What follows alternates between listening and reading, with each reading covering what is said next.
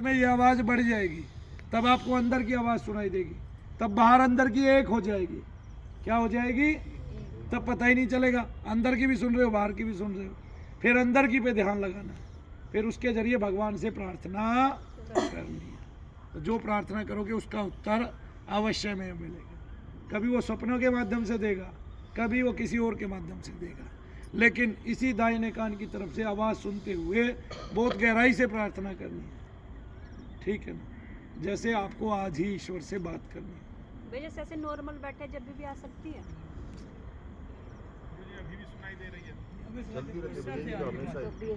ये कभी बंद नहीं होती। जब जन्म होता है तभी से ये चालू हो जाता है नाद आपके शरीर में, और ये खत्म तब होता है जब आदमी की साधना, चाहे वो 4 साल में खत्म हो जाए, चाहे 5 साल में, जब वो पूर्ण हो जाती है, जब पूर्ण आत्मदर्शन होता है, जब बिंदु मार्ग पे बिंदु पे पहुंच जाते हो, जब जाके बंद हो जाती है अपने आप। ठीक है?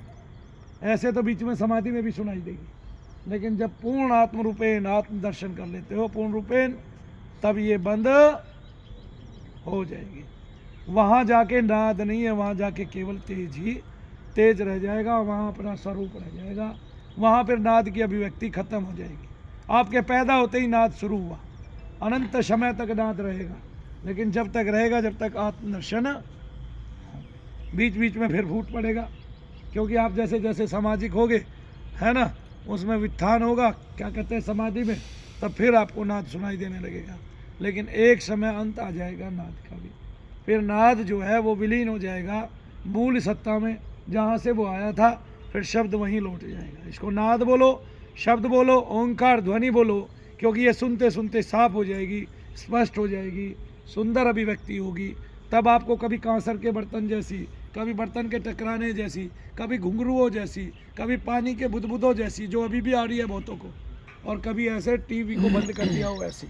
अभी तो इसको सुनोगे, इसमें 24 घंटे में एक बार विस्फोट होगा ही होगा, यानी कि पटाखे की तरह फूटेगा और आपका इतना हिस्सा सुन हो जाएगा। ठीक है ना? तब जो शक्ति है, कुंडलिनी शक्ति है, वो अपने आप उठने गिरने लग जाएगी। तब आप जो मन मन पे साधना कर रहे हैं पूर्ण रूप से सफल हो जाएगी। तब जो आप ईश्वर की अभिव्यक्ति अपने अंदर चाहते हैं वो पूर्ण रूपेण हो जाएगी। ठीक है ना? इसके जरिए ये जो नाद है ये आखिरकार ईश्वरीय मुख में लौट जाता है, आपके आत्मा में लौट जाता है, वही स्वरूप धारण कर लेता है।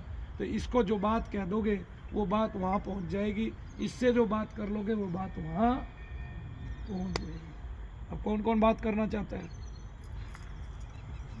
लेकिन ये लालसा नहीं होनी चाहिए,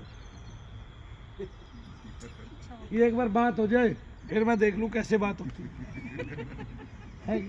ये मजे में नहीं होना चाहिए, व्यंग में नहीं होना चाहिए, आनंद में नहीं होना चाहिए। आनंद में हो लेकिन ईश्वरीय आनंद में, है ना? ईश्वर का जो मूल आनंद है उसमें, आपकी प्रकृति में नहीं हो, जड़ प्रकृति में नहीं हो, मूल प्रकृति में। भैया भजन जो हम लोग करते हैं उससे भी बात हो जाता है, भजन के माध्यम से। कौन सा बात? मतलब प्रार्थना में भगवान से जो आप कह रहे हैं कि ऊपर बात हो जाती है। बात हो जाती है उससे भी, जब आपको ये हो कि आज मेरी प्रभु पुकार सुनेंगे ही सुनेंगे, मेरा उनके अलावा कोई चारा है ही नहीं। ठीक है ना? तब आप जो बोलेंगे वो उसको सुनाई देगा, क्यों? होता है और आप उसके दूत आपके पास आ जाते हैं, वो जाके बता देते हैं प्रभु उसकी ये इच्छा है। मेरे घर पे दिक्कत था, दीप जलाता था, तो आप मतलब साक्षी मान के अब आपकी अब देखिए कोई मेरे से दूर है, वो यहाँ हमारे से जुड़ा हुआ है, वो ये कह देगा मनु भैया रक्षा करो, उसकी उसी टाइम रक्षा हो जाती है। नहीं समझे? फिर आज भी 2 माताओं बहनों ने बताई, आज तक भारत में जितने साधु हुए हैं उनके इतने शिष्यों के साथ नहीं हुआ जितना मेरे यहाँ आके होता है शनि धाम में। आज तक भारत में, इतिहास में, वर्ल्ड में जितने बड़े बड़े साधु हुए हैं उनके शिष्यों के साथ इसी तरह की घटनाएं होती हैं कि वो रात को गुरुजी ने सपना दिया। जैसे आज भी एक महिला ने आके बताया, भैया आप मेरे सपने में आए, आपने कई बातें मुझसे की और फिर आपने अंत में मेरे यहाँ से कुछ निकाल लिया। मैंने कहा उसके बाद आराम पड़ गया? बोला हाँ, ऐसे होता है। दूसरा सपना साथ साथ हमारे जो गार्ड हैं यहाँ के, ठीक है ना, नरेश से पूछना, आज आप तो साधक है सारे, बुला के उनसे पूछ लेना। जो दूसरा है उसने भी अपना अनुभव बताया साथ साथ कि मुझे ऐसा हुआ, मनु भैया मैंने आपको देखा, आपसे बातचीत हुई, आपने मुझे ये चीज़ दी, मेरी ये लालसा थी, तब मेरी एक इच्छा पूर्ति हो गई। तब एक और आई थी दिन में, कि मैं वहाँ घुमाई, दुबई में घुमाई, मैं यहाँ घुमाई, मैं यहाँ घुमाई, मैं यहाँ घुमाई। मैं जब जहाज़ में उड़ रही थी एसी बंद हो गया उनका, ठीक है, और मुझे घबराहट होने लगी और बेचैनी होने लगी, तब मैंने आपको पुकारा, मेरी घबराहट और बेचैनी एकदम से शुरू हो गई, ठीक है। तब कोई पास में खड़ा था और उसका नाम है सचिन। आप सचिन भैया से पूछना, एक औरत आके कुछ बता रही थी, तब आपने कहा था कि बहन जी आप बिल्कुल सच बोल रही हैं, क्यों? क्योंकि उसके शरीर में शक्तिपात होने लगा, ठीक है ना। ये रात मुझे पता इतनी सारी साधनाएं करते हुए आपने आज तक बहुत सारे गुरुओं को देखा, इतनी मूल बातें बताते हुए किसको आपने देखा बताइए? किसी को नहीं देखा होगा आपने। वो एकांत में अपने शिष्य को जिसकी पहुंच होती है उसी को बताते हैं, जिसकी पहुंच नहीं होती उसको बताते ही नहीं साधना क्या है और आप कैसे करें और उस साधना में कैसे डूबे, आपको गुरु की शक्ति कैसे छुएगी, वो कैसे मिलेगी। बस वो 100-200 में एक अंग्रेज आ जाएगा, उसको छू के बता देंगे, वो अंग्रेज जुड़ गया, आप भी जुड़े रहोगे सारी उम्र। बस आपको क्या मिला? कुछ नहीं, लकीर पीटते रहे। गुरु ने क्या दिया? कुछ नहीं। कम से कम अपनी साधना ही बता देता, मैंने ऐसे ऐसे साधना की, तो भी आदमी को कुछ विलक्षण हो जाता है। उसको अपने अनुभव ही बता देता, भाई मेरे ऐसे अनुभव है। लेकिन इन भारत के महात्माओं को जैसे जंग लगा हुआ है, ये सोचता है कोई विदेशी आ जाए मेरे पास और वो दुनिया भर का पैसा ले आए मेरा आश्रम बनाने के लिए और मैं उसको एक बार बैठा के शक्तिपात करा दूँ।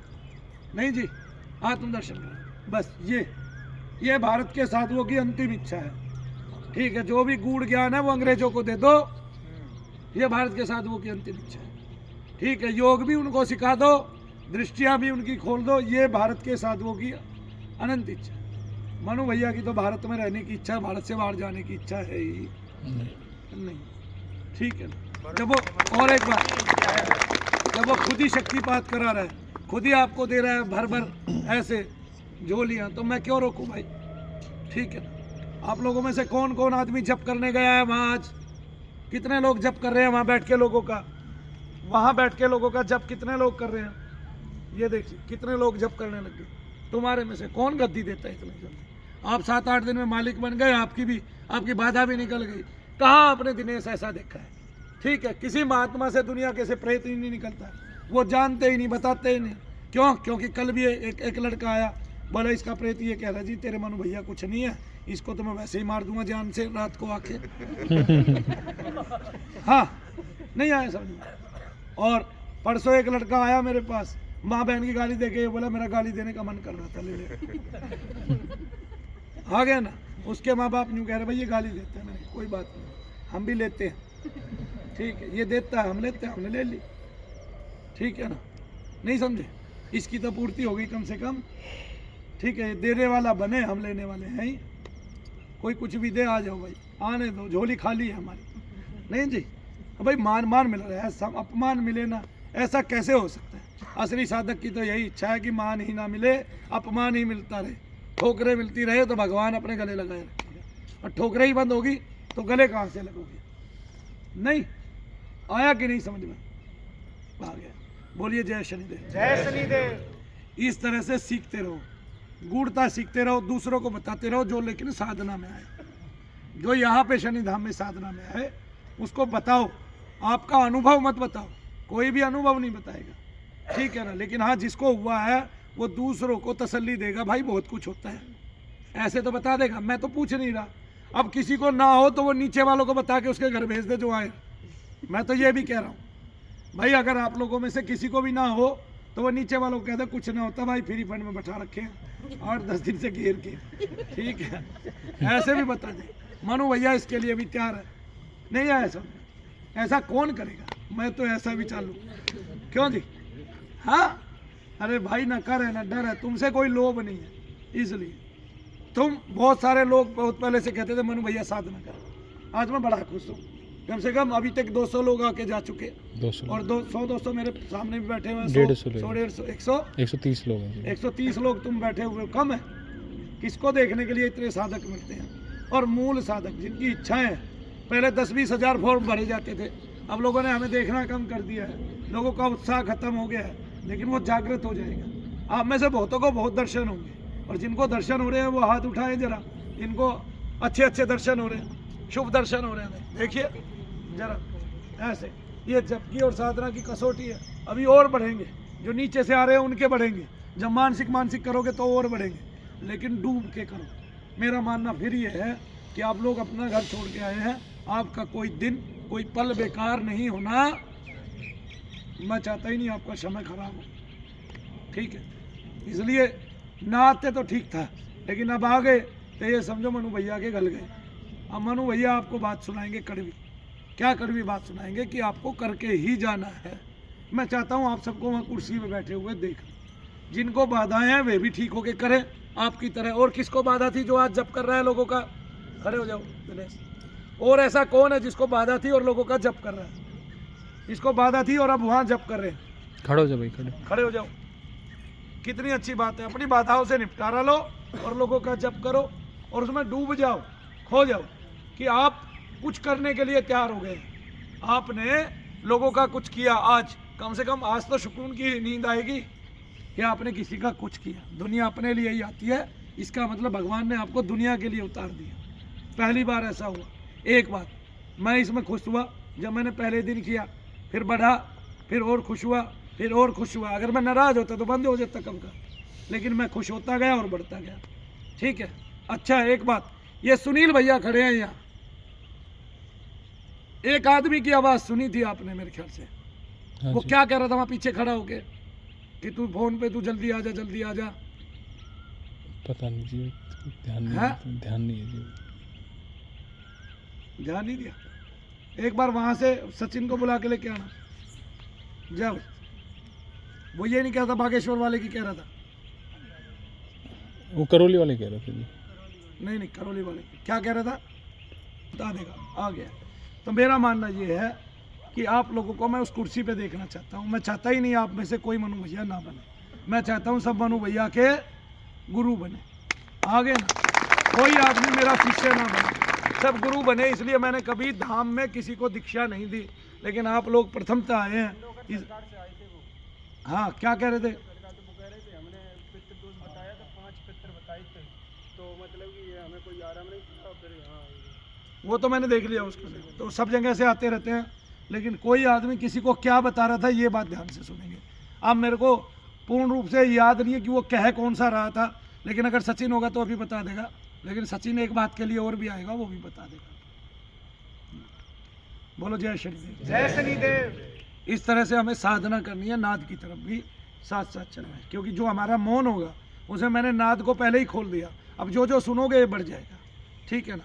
तब मैं थोड़ा सा एक रुई का हल्का सा टुकड़ा लगा के तेल में भिगो के सरसों के, और मैं लगाता था। और आप तो शनिदेव महाराज के तेल में भिगो लेना, ठीक है ना। तब वो मैंने लगाया शुरुआत में, तो मैंने क्या किया, उसको दिन रात लगाए रखा, हटाया ही नहीं, और दोनों में ही लगाए रखा, और एक तरफ से सुनने लगा। तो नाद नहीं, शरीर का तेज भी इतना बढ़ गया। और एक टाइम में आके वो लगाने के बाद भी मेरे को, जब मैंने वो हटाए कान से, तो ऐसे लगने लग गया कि अगर मोटरसाइकिल बराबर से जाती तो वो बहुत बड़ा ट्रक जा रहा है। उस आवाज़ें बढ़ गई शरीर में आने की, यानी कि सुनने की जो ग्रहण शक्ति है वो बढ़ गई। कोई कुत्ता भौंके तो ऐसा लगे शेर दहाड़े, ठीक है ना। और कोई पास से मोटरसाइकिल निकल जाए ऐसा लगे ट्रक चल रहा है बहुत ज़ोर से, बड़ा बड़ा, ठीक है, भर के नहीं चलता है जैसे ट्रक, ऐसे लगे। तो हर चीज़ की एक जो है ना, जो पद चाप है वो बढ़ गई। जैसे मान लिया मैं ही चल रहा हूँ, मेरी चाप आ रही है, पद चाप वो ज़्यादा सुनाई दे रही है कम की बजाय। टप टप टप टप ऐसे चलते हुए आ कम रही है, मैं ये जानता था। फिर मैंने बहुत दिन तक वो नहीं लगाया, फिर मैंने कभी नहीं लगाया। इसलिए वो क्योंकि नाद फिर एक बार आने के बाद जाता नहीं है कभी भी। फिर आपको धैर्य हो जाता है, आपको पता चल जाता है कि आप कोई अच्छी चीज़ ही सुन रहे हैं, बुरा कुछ नहीं सुन रहे हैं। तब आप उसको सुनने लगते हैं, तब आपका उस पर ध्यान चला जाता है। और जो मन की साधना बताई है, अगर वो करते हुए किसी को साथ में नाद सुनाई दे रहा है, और जो मन में वो जप कर रहा है वो नाद पे उसको चला रहा है, तो उसको पता चलेगा कि दुनिया के सारे शब्द नाद से उत्पन्न हुए हैं। स्वर आपके सारे और व्यंजन आपके सारे। तब ए आ ई उ री ए ऐ ओ औ अं आ, तो ये 13 स्वर आपको उसमें सुनाई देंगे, उसके साथ इनका मेल हो जाएगा। इसी तरह सारे व्यंजन क ख ग आपको सुनाई देंगे। तब सारे शब्द आपको वहीं से निकले हैं। संस्कृत हो, हिंदी हो, कोई भी भाषा हो, वो आपके नाभि मंडल से यानी कि मूलाधार से निकली हुई है। उस फूल में जितनी पंखुड़ियाँ हैं वो सारे स्वर व्यंजनों को समेटे हुए हैं। यही मनु भैया की ऊर्जा है कि वो जानते हैं कि गणेश जी की पूजा पहले क्यों करनी है, क्योंकि जो गम बीज है वो आपके काम का, क्रोध का, लोभ का, मोह का नाश करता है। लेकिन मनु भैया के पास जो मन की साधना है और जो वो 5-6 जगह कराते हैं, उससे आप बहुत जल्दी पार उतरने वाले हो। इसमें इतनी तीव्रता है, आदमी खुद पा लेता है, वो दूसरों को देना नहीं चाहता है। तो ये भारत में बहुत पहले से होता रहा है। एक साधु के जब तक चेला 40 साल तक पैर नहीं दबाता है, जब तक वो दूसरे को कुछ देता नहीं था। आगे ना भाई, ये व्यर्थ थोड़े ना। आज की दुनिया इतनी तेज है, इतनी एडवांस है। आप किसी को दुनिया क्रैश कोर्स करा रही है नहीं, हर तरह के कि आप जल्दी से IAS बनिए, जल्दी से IPS बनिए, जल्दी से आप SSC क्लियर कीजिए, जल्दी से आप ये कीजिए। महात्मा सारे सोए पड़े हैं। नहीं जी, अब आप देखिए, केवल निर्मला माता ऐसी है कि आप जिसके धाम में जाओ वो जाते ही अपना शक्तिपात, अपना वज्रपात करा देती है। ठीक है, उनकी वाइब्रेशंस आदमी को जाते ही मिल जाती है, वो देने के लिए तैयार बैठी है। आगे ना ऐसे बहुत कम महात्मा धरा पे हुए हैं। तो चाहे फिर वो अंग्रेज हो चाहे इंडियन हो, वो तो मना ही नहीं कर रही है। आप मेरा नाम लो, मेरा दीप जलाओ, मेरा चेहरा याद करो और मेरा गुरु मंत्र लो और मैं आपको शक्तिपात करा देती हूँ। लेकिन साधना नहीं सिखा रही, वो अपने ऊपर अपने आधार पे ले रही है आपको, और फिर उनके आधार पे आगे आपकी मुक्ति कराना। ठीक है, तो फिर कैसे कराएंगी? लेकिन बिना कर्म किए तो कोई पार उतरे ना। मैं तो ये सोचता हूँ सबको कर्म करना ही चाहिए चाहिए और करत करत अभ्यास के जड़मती हो सजा। तुमने पाया तो तुम्हारा कुल उतरेगा और गुरु ने दिया तो तुम पार उतरोगे। अब कुल को पार उतारना है या अपने आप को पार उतारना है, ये तुम्हारे हाथ की बात है। या तो गुरु की ऐसे की शरण हो जाओ जो तुम्हारा तो उद्धार कर दे, फिर बच्चों का कौन करेगा बोलो। और तुमने जाप किया तो तुम्हारे जाप से पूरे कुल का पार उतरेगा। नहीं समझा भाई? गुरु ने कृपा की, चेला बना लिया। अब जो चेला काम कर रहा है उसी को तो मिला उसका फल, है कि नहीं? पहले उसी को मिलेगा, बाद में कुछ बचेगा तो आगे मिलेगा, बढ़ेगा ना तो ना सही। अब वो भी चेले ने आगे जाके भगवान की कृपा पाई तो। लेकिन अगर आप पहले ही कर लोगे और करना सीख लोगे तो भगवान की कृपा आप पे होते ही कुल पे कृपा हो जाएगी ईश्वर। ठीक है ना? आपने अपनी मदद स्वयं करनी है। मनु भैया आपको मार्ग दिखाने वाले हैं। वैसे भी गुरु मार्ग ही दिखाता है। गुरु कुमार शिष्य कुंभ है, घड़ी घड़ी खाटे खोट और अंतर हाथ सहार दे बाहर बाहे। तो जब घड़ा बनाता है कुम्हार तो एक पट्टा रखता है हाथ में चमड़े का, उसको मारता जाता है और घड़ा पकता जाता है। तब वो कच्ची मिट्टी भी एकदम से टूट नहीं पाती है। तब बहुत बार हाथों में लेके उसको कभी एक बार सुखाने जाएगा, कभी एक बार रखने जाएगा। इस तरह से यह तन विष की बेरी गुरु अमृत की खान, शीश दिए जो गुरु मिले तो भी सस्ता जान लो। अब सबके शीश ले लो, है कि नहीं भाई? जान लो, सबके शीश ले लो। तो कौन कौन शीश देने के लिए तैयार है? लो भाई, मिल गया भाई इतना शीश। बस मेरे को एक बात बताओ, तुम्हें श्याम बाबा बनना है क्या? नहीं जी। है देखो भाई, तुम तो उसी युग में बदल रहे हो, आज ही बदल रहे हो तुम।